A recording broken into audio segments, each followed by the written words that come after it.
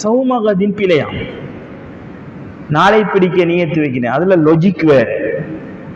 இன்னைக்கு தராவிக்கு பின்னால நாளைக்கு பிடிக்குன்னு சொல்றீங்க. நாளைக்கு எப்போ ஆரம்பிக்கும்? நாளைக்கு மகரிபுக்கு தானே ஆரம்பிக்கும். அது எப்படி நாளைக்கு பிடிக்கங்கிறீங்க? அப்படிலாம் கேட்குறா, கேள்விப்பட்டு இல்லையா? அப்போ நீங்க தப்பிட்டீங்க. கேள்விப்பட்டிக்க யாரும்? இன்னைக்கு தராவிக்கு பின்னால நாளை பிடிக்கன்னு சொல்றோம். எங்களுக்கு இந்த நாள் வெள்ளிக்கிழமை எப்ப முடியுது?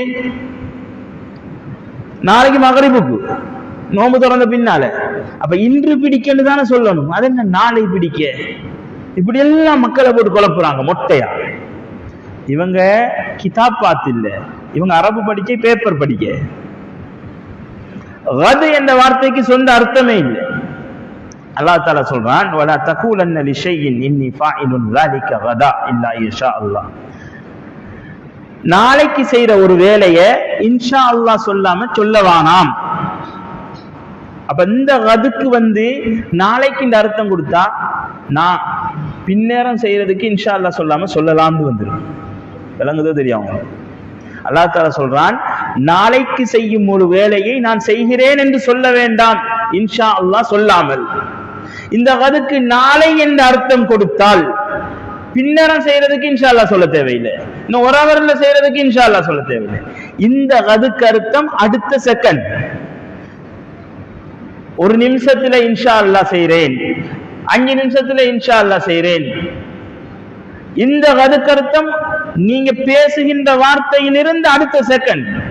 அல்லாஹ் தஆலா குர்ஆன்ல சொல்றான், வல் தன்துர் நஃப்ஸும் மா கத்தமத் லிகத். நாங்க சொல்லுவோம், அடே அநியாயம் செய்யாதடா, நாளை கியாமத்துல நீ பெரிய இது கஷ்டத்துக்கு உள்ளாகுவா, நாளைக்கா கியாமத்? நாங்க சொல்லுவோமே நாளை கியாமத்துடைய நாள். அப்ப நான் இன்னைக்கு நாளை கியாமத்துடைய நாள் தான் வெள்ளிக்கிழமை கியாமத்தா வருது.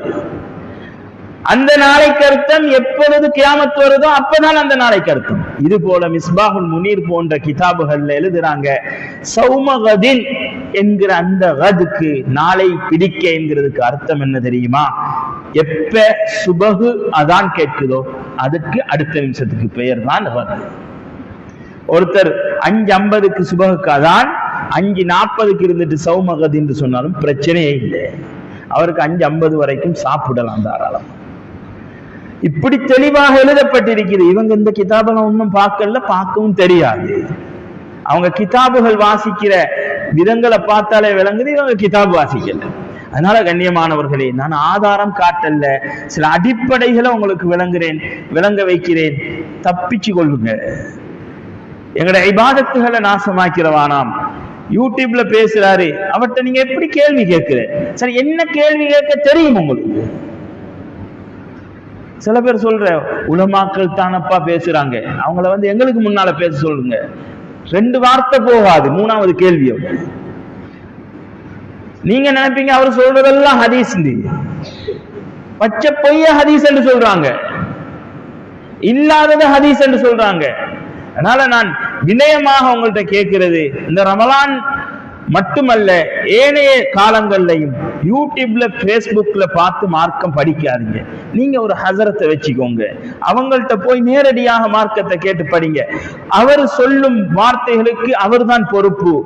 அவர் பிழையாக சொன்னா கியாமத்துல நீங்க தப்பிட்டீங்க.